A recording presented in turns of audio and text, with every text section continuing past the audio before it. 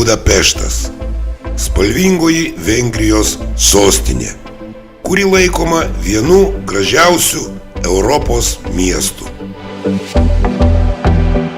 Daugybė turistų Vengrijos sostinė privilioja savo didingą architektūrą, pramogomis, turtingų kulinarinių paveldų.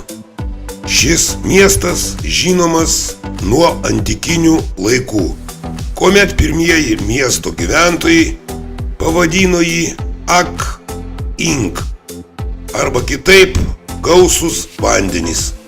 Miestas buvo išsivystęs, kaip ir kiti Romos imperijos miestai, kuriuose namai buvo įrengti su centraliniu šildymu. Buvo populiarios viešos pirtys, veikė amfiteatras.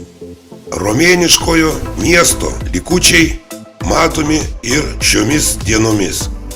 Mieste gausu viešų baseinų, pirčių, kuriuose mėgsta apsilankyti ne tik turistai, bet ir vietiniai gyventojai.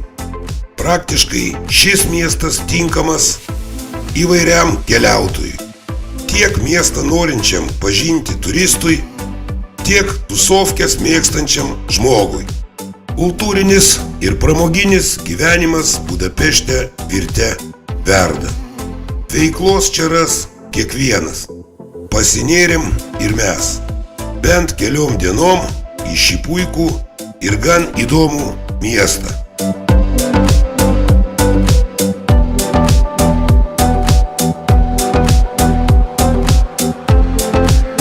Šis filmas ne apie ilgą miesto istoriją, didingą architektūrą, nors jos čia bus ir nemažai, ar gražius muziejus. Tai bandymas pajusti Budapešto dvasią vos per kelias dienas. Tad pirmyn į vengriškus nuotykius.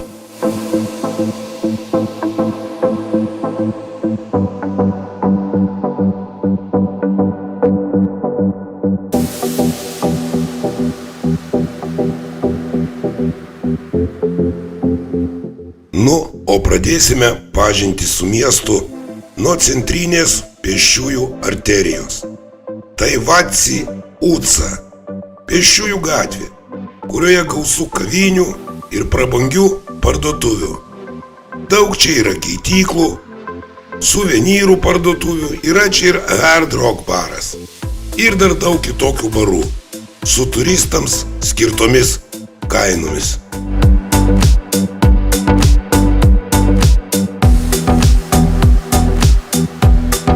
Pėsčiųjų gatvių Budapešte yra nemažai, bet šita kažkodėl skaitosi viena iš populiariausių centrinių.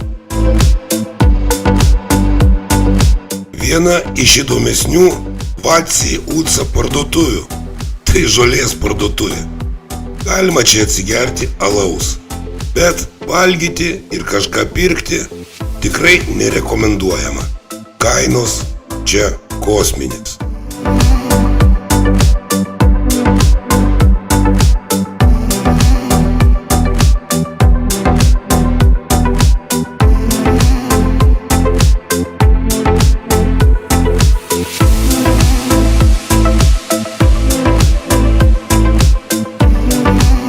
Keletas žodžių apie nakvynę Budapešte.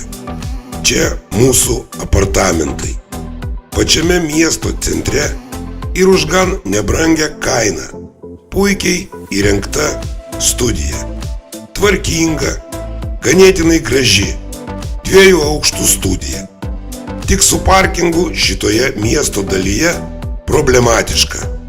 Parkingas mums kainavo panašiai, kiek šitie apartamentai. Gerai, kad požeminė aikštelė yra visiškai šalia ir jinai saugi.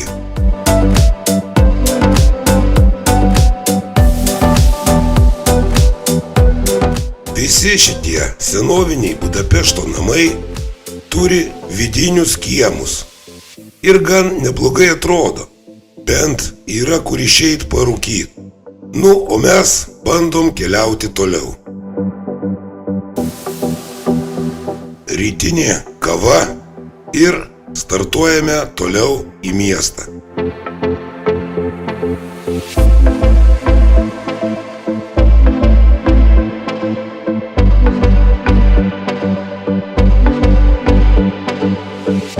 Elizabetos skveras ir vienas iš seniausių fontanų Budapešte. Pastatytas 1883 metais, jis dar vis ko puikiausiai veikia.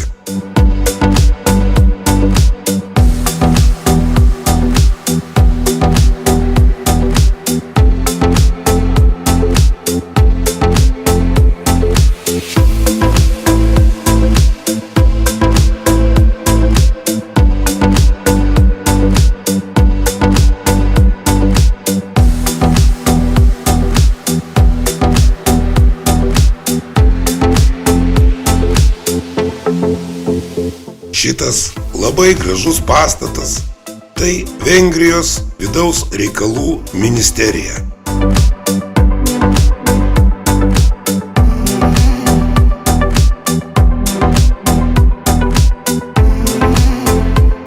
O štai ir žydrasis Dunojus, nors iš pirmo žvilgsnio nelabai jisai žydras. Daug tiltų jungia abudu Dunojaus krantus, bet šitas tiltas, vedantis tiesiai į karališkosius rūmus, yra pats gražiausias. 1839 metais grafo Šechenį iniciatyva tiltas buvo pastatytas. Tuo metu jis buvo vienas iš didžiausių pasaulyje. Tiltas iš tikrųjų įspūdingai gražus.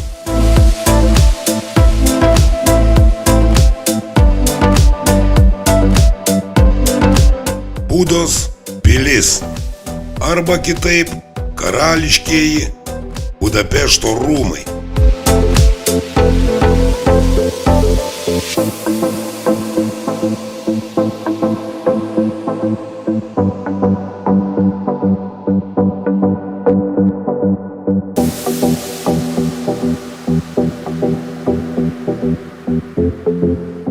Perėję Dunojų, dar taip vadinamų grandinių tiltu į Budos pusę, atsidūrėme tiesiai prieš pilies kalvą.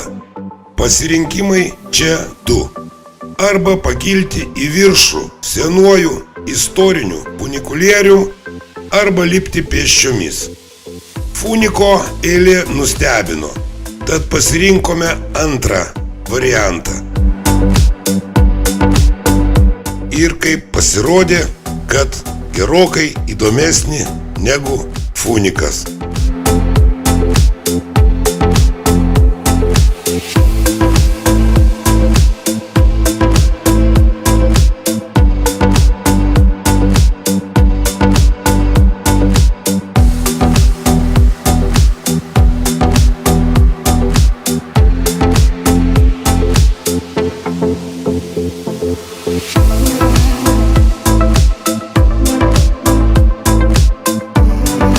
Iš viršaus matosi ir parlamento rūmai, bet jų eilė ateis vėliau. Lipimas į šitą kalną užėmė maždaug 15 minučių ir nieko sudėtingo.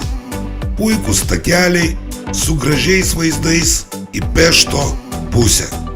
Vat tik užlipus į viršų paaiškėjo, kad pusė pilies objektų yra remontuojami ir dar ruošiama kažkokiai tai šventijai.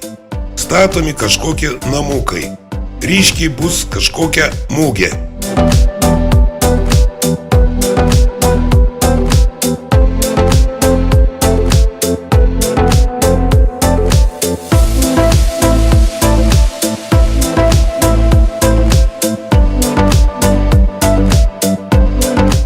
Šitas pilies kalnas tai seniausia miesto dalis. Šiandieną Budos kalnas turistus vilioja muziejais, butikais, jaukiais ir brangiais restoranais. Čia stovi žymiausi Budapešto pastatai. Tai Budos pilis, Matijas bažnyčia, Žvejų bastionas ir daug kitų gražių pastatų.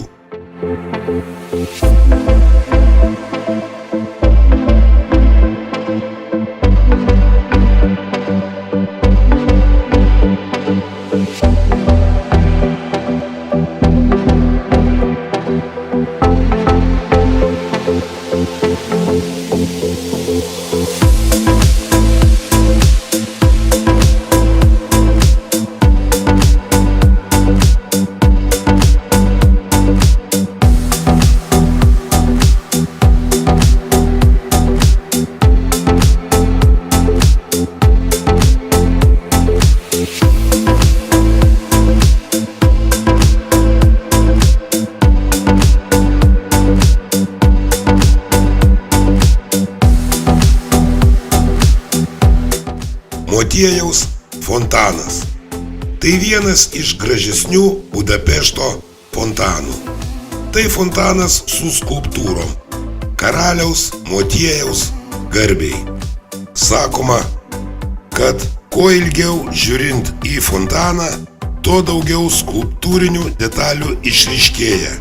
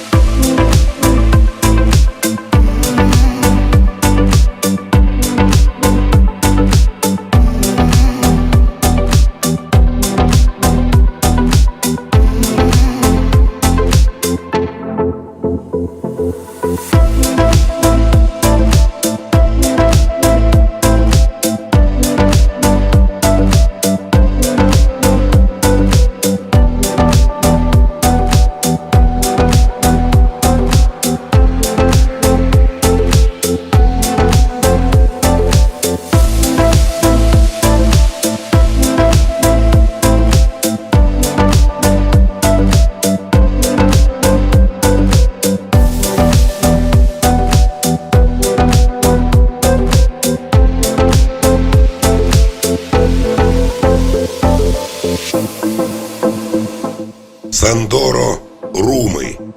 Tai Vengrijos prezidento Orbano biuras ir namai.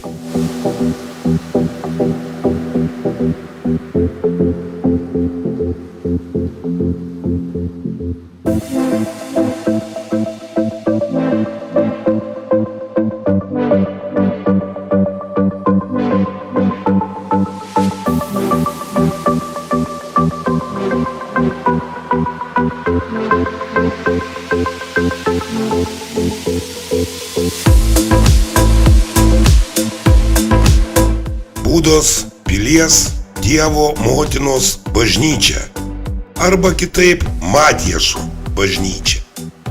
Romaneskinio stiliaus bažnyčia pastatyta dar 1015 metais, tačiau originalus pastatas iki šių dienų nebeišliko.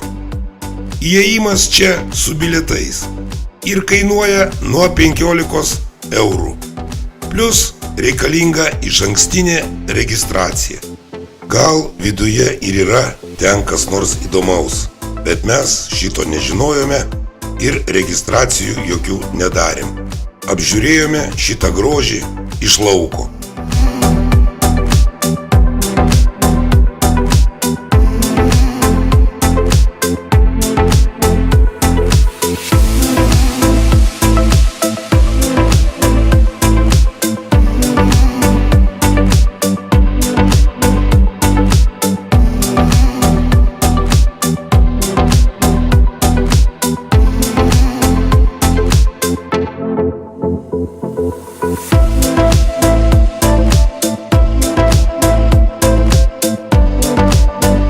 Dar vienas gražus pastatas. Tai Vengrijos finansų ministerija. Kažkokio Stepono I statula, gal karaliaus.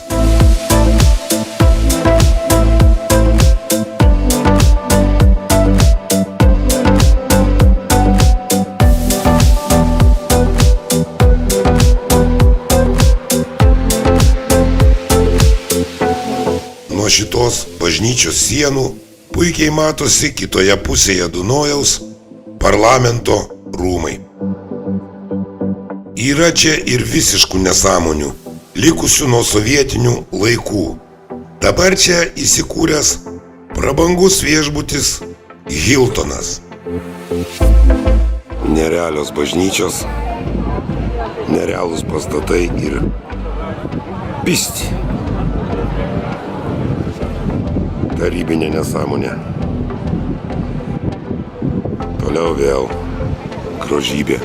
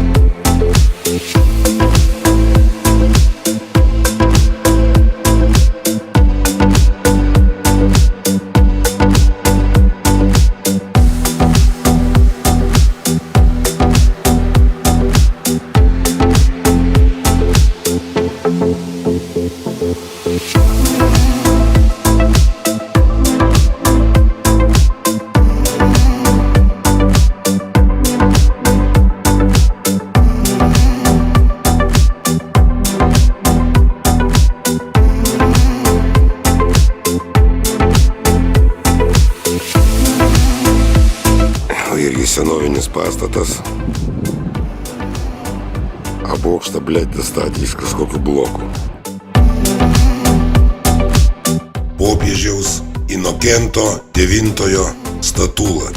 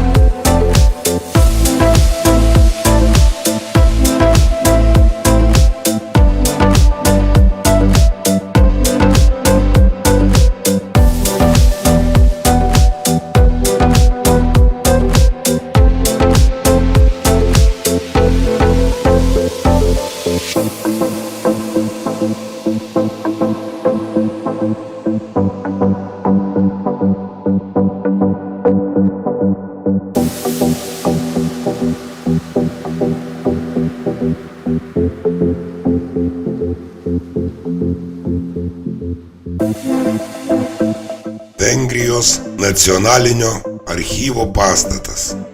Nuo 1784 metų čia ir buvo Vengrijos nacionalinis archyvas. Jame saugomi įrašai susiję su paskutiniu 1000 metų Vengrijos istorijos.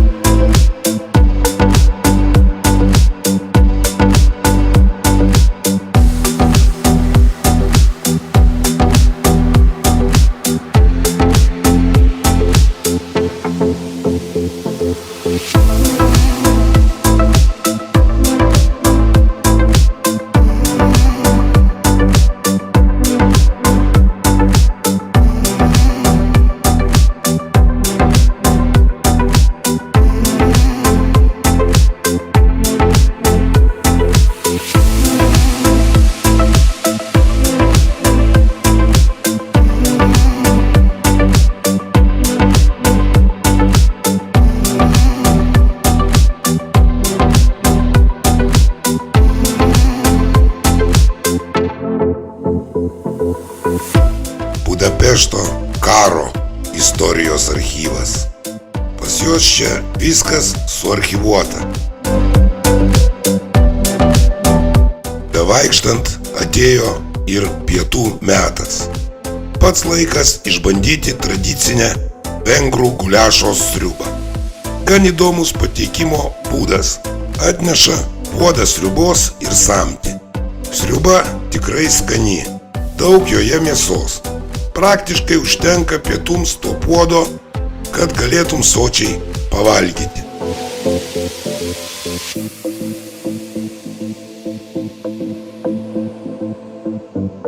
Nu, o mes pavalgę judame toliau. Paliksime Būdos kalvą su nuostabiu senamiesčiu ir eisime į Peštą. Ten irgi yra ką gražaus pamatyti. Ir vakare ten vyksta pagrindinis Budapešto tūsas.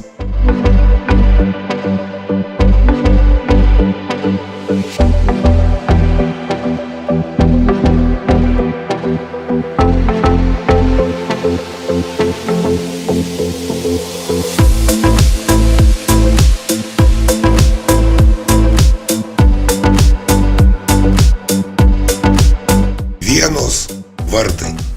Tai nuo jų senais laikais eidavo kelias iš Būdos į Vieną.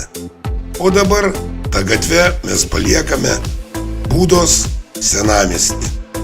Besileidžiant nuo Būdos kalvos, prieš akis išdygo gan įdomus paminklas. Tai paminklas Lietuvos didžiajam kunigaikščiui Jogailai ir Jadvygai.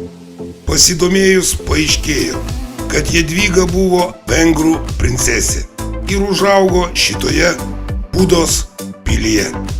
Tad įdomus istorinis faktas, kurio aš nežinojau turbūt tik vienas. Mes turėjome vengrų ir lietuvių karališkąją porą, kuri gyveno ir valdė Krokuvoje. Malonus atradimas Budapešte.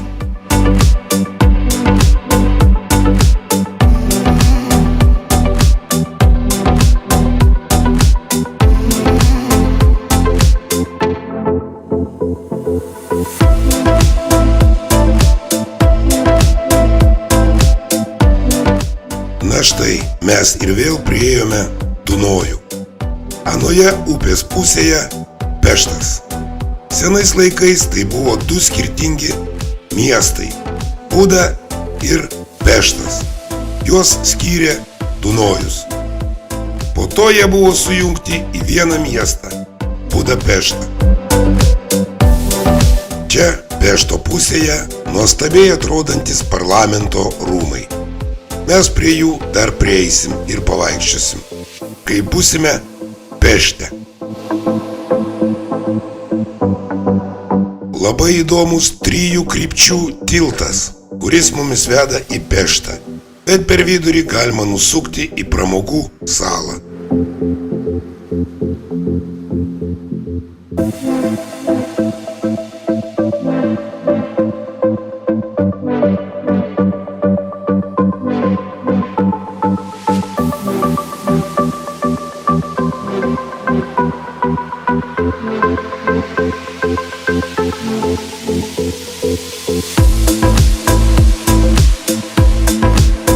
Margaret sala. Ši sala yra miesto centre, tarp Būdos ir Pešto. Tai pagrindinė miestiečių poilsio zona. Čia įrengtos įvairios terminės vonios, spa centrai, parkai, sodai, takeliai ir plaukimo baseinai. Čia yra ir 13 amžiaus vienuolyno griuvėsiai, muzikinis fontanas.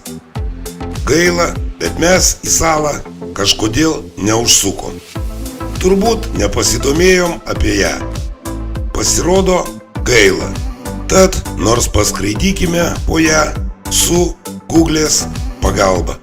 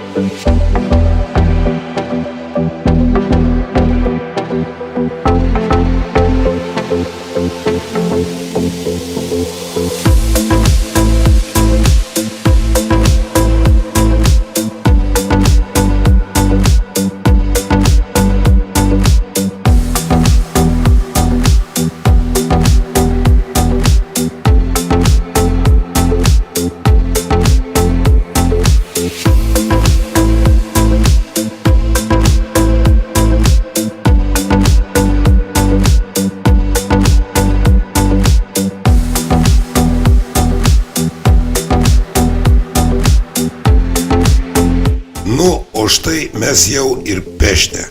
Eisime dabar krantinę link parlamento rūmų.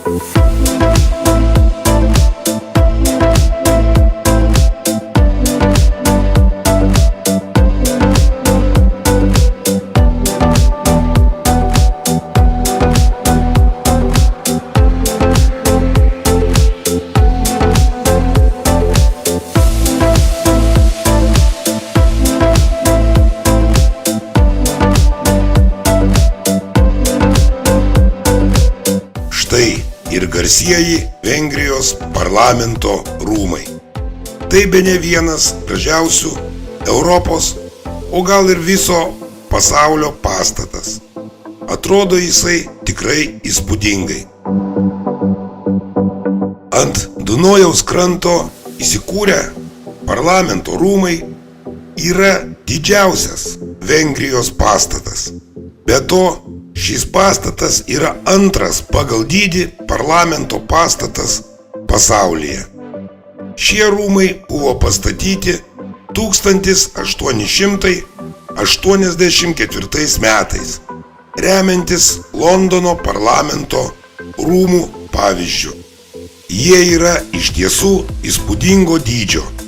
Rūmuose iš viso yra 691 patalpa.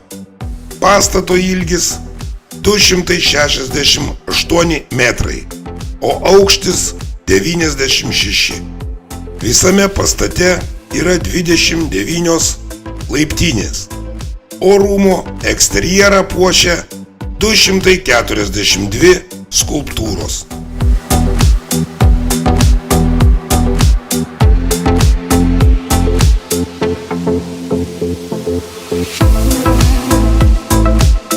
Į vidų mes nepapuolėm.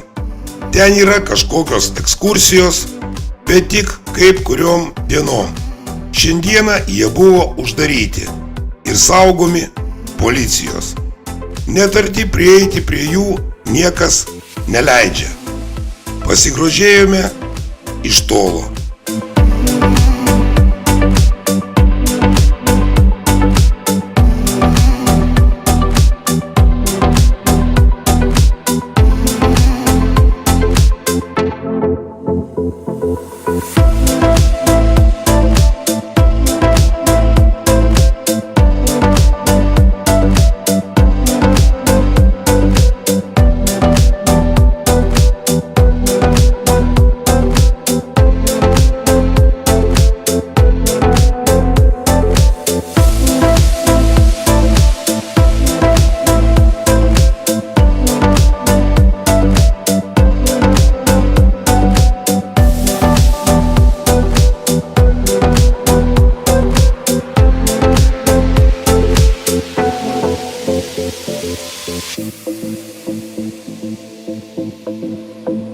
Ant Dunojaus kranto, netoli parlamento rūmų, stovi 60 porų senovinių batų.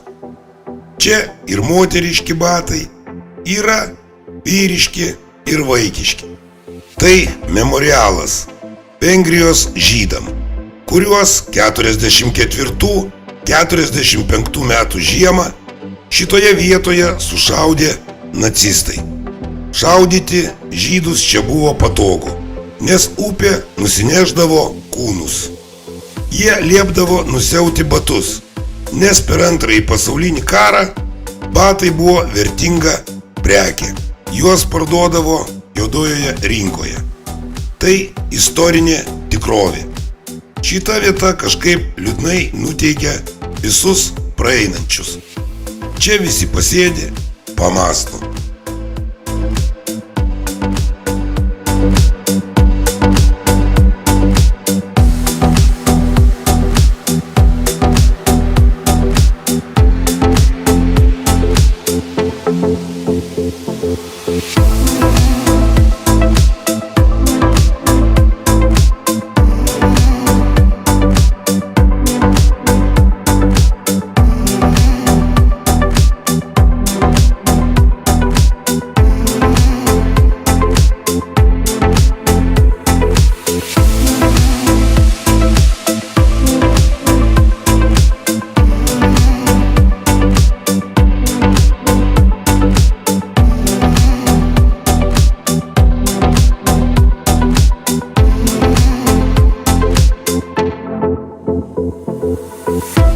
Sior alaus festivalis. Pačiame Budapešto centre, gražioje apsuptoje senovinių pastatų aikštėje, kiekvienais metais vyksta alaus festivalis Sior. Tai beveik visi Vengrijos alaus gamintojai ir kiti garsūs brandai. Be vyno, kuris Vengrijoje geriamas ištisus metus, vis labiau populiarėja alus, kuris gaminamas mažose kraftinėse alaus daryklose.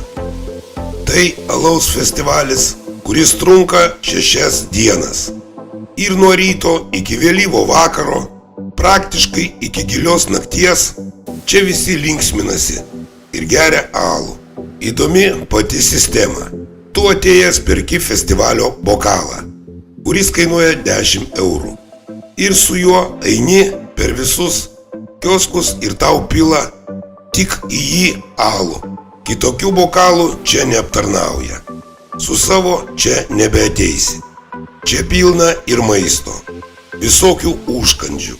Tai langošai, guliašai ir dar visi tinkantis prie alaus. Langošas ir Bruklinas. Alaus festivalis. Smagiai praleistas vakaras čia garantuotas.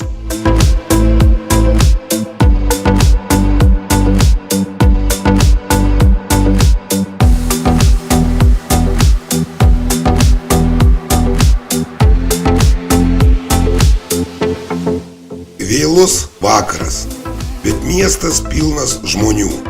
Kažkas vaikšto, kažkas tūsinasi. Miestas pulsuoja iki paryčių. O mes šios dienos nuotykius baigiame. Rytoj dar vieną dieną Budapešte.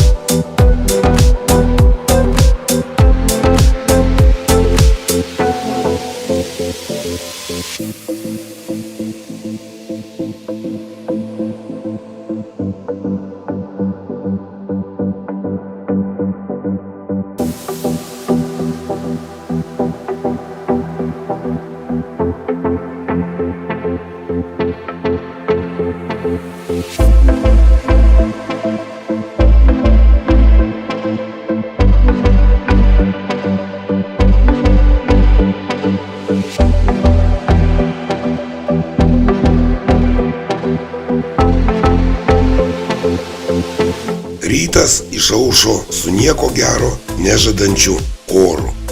Taip ir traukė ant lietaus. Tuojaus jisai ir prasidės. O čia Švento Stepono bazilika.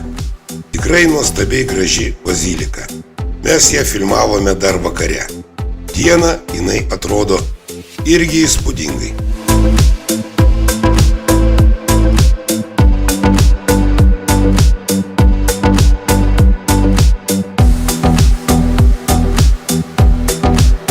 Pasitaikė mūsų kelyje ir savo nekokiom pažiūrom ir draugystę su Putinu garsėjančio Vengrijos prezidento Orbano kortežas.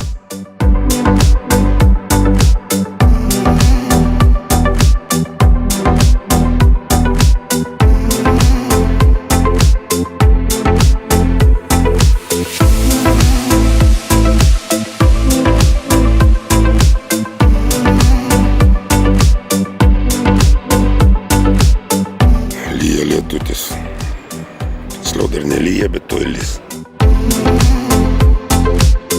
Šiandieną slampinėjome be jokio konkretaus tikslo po Budapeštą. Pabandėme paėjėti į kitą pusę nuo Dunojaus. Čia irgi yra įdomių pastatų, gražios gatvės. Taip, gal dar net įdomiau. Eini ir prieš akis išdygsta kažkas naujo, kažkas gražaus.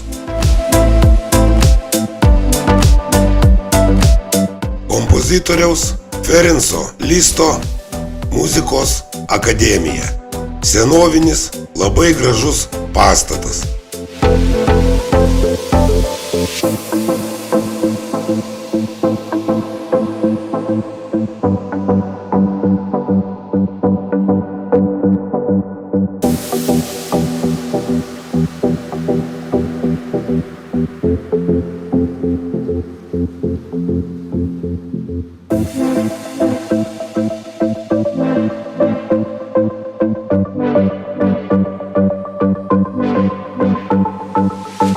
Nori gali būti trolikas, nori gali būti autobusas.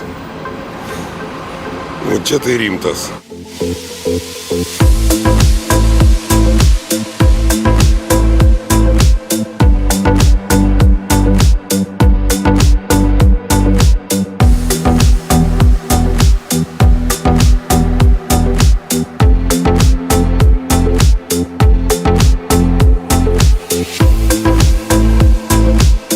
Budapeštas garsėja savo barais, bet ko gero vieni iš garsiausių tai Ruin Bars arba griuvėsių barai. Tai buvę apleisti pastatai miesto centre, o dabar yra neatsiejama Budapešto naktinio gyvenimo dalis. Šios įstaigos yra Budapešto žydų kvartale. Jie buvo atidaryti 2000 metais. O Simplakert yra laikomas šito stiliaus pradininku. Griuvėsių baruose tūsas vyksta iki ryto. Čia galima mėgautis maistu, gėrimais, šokti. Čia renkasi įvairaus amžiaus lankytojai. Gyva muzika ir puiki atmosfera tapo ir turistų traukos objektu.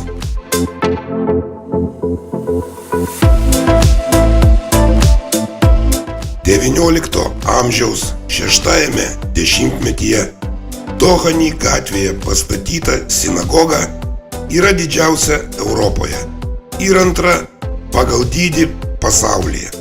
Dėl įtemptų santykių Izraelio su Palestina į šią sinagogą laisvai papult nebeįmanoma.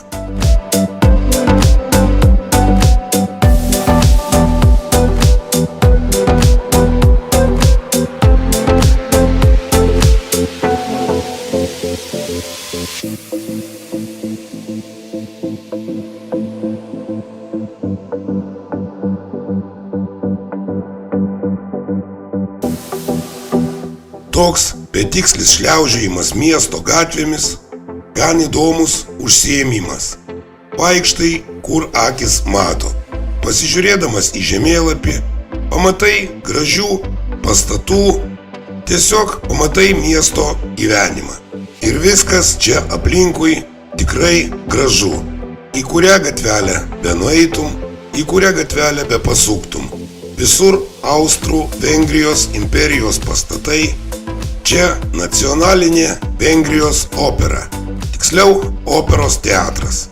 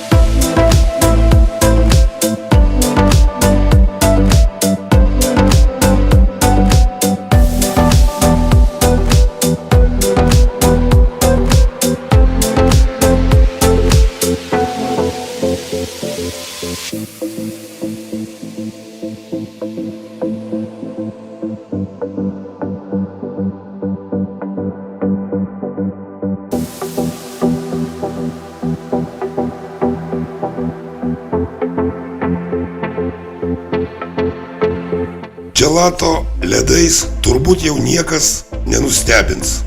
Yra jų visame pasaulyje. Bet vengrai sugalvojo kažką unikalaus ir išskirtinio. Tai ledai rožės žiedo formos. Juos darančios merginos tikrai turi paplušėti, kad išgautų kažką panašaus į rožės žiedą. Šitie ledai garsus net už Vengrijos ribų.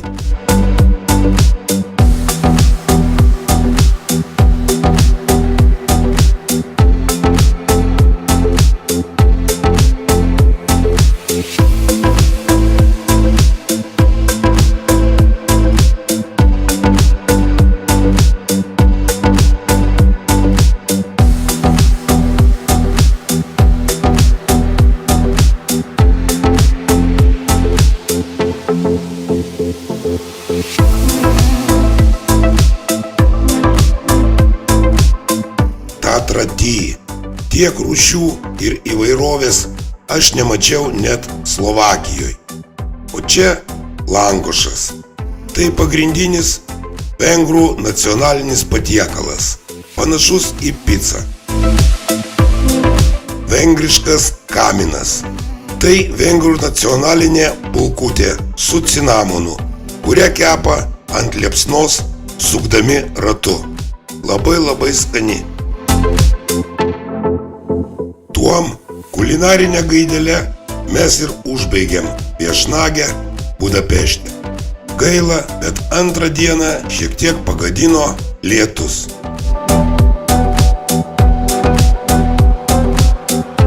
Iki sekančių nuotykių, o jų dar bus.